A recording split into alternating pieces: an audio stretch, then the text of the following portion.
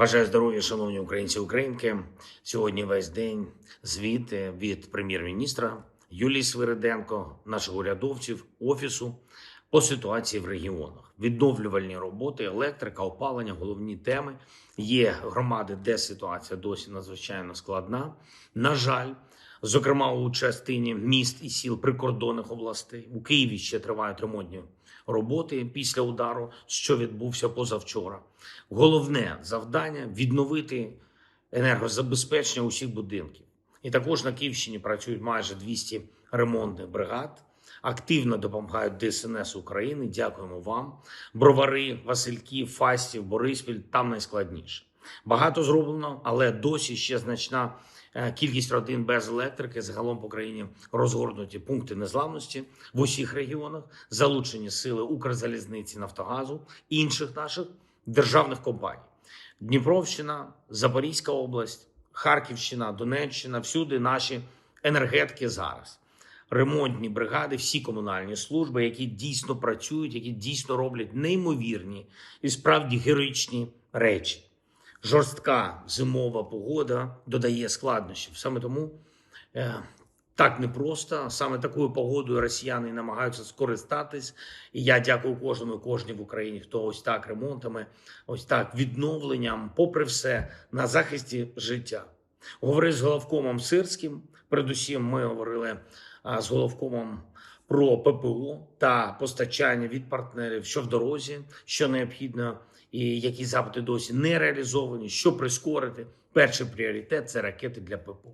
Зокрема, завтра одна із зустрічей, на якій будемо ми про це говорити. Потрібні нові внески партнерів в програму «Перл», потрібне і постачання зі складів у Європі, ракети на складах є, і ми про це знаємо, і знаємо про це все. Мають бути у наших захисників неба.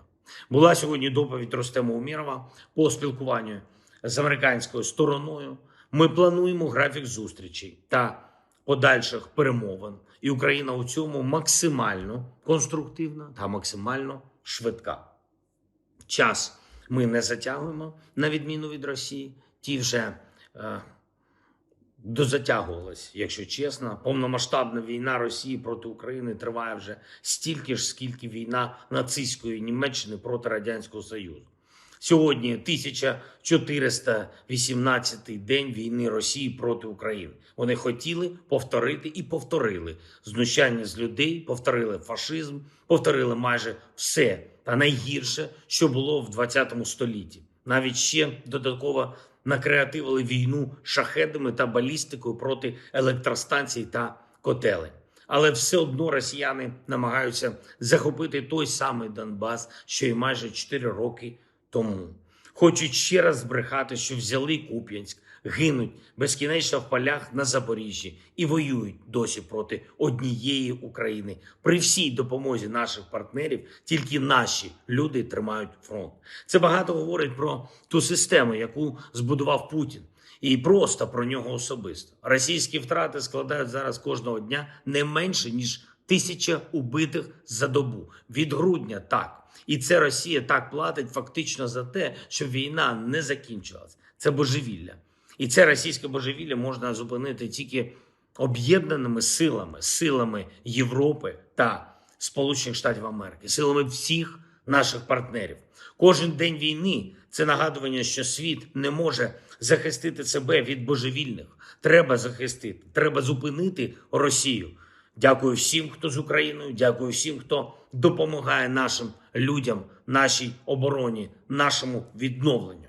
Дякую. Слава Україні!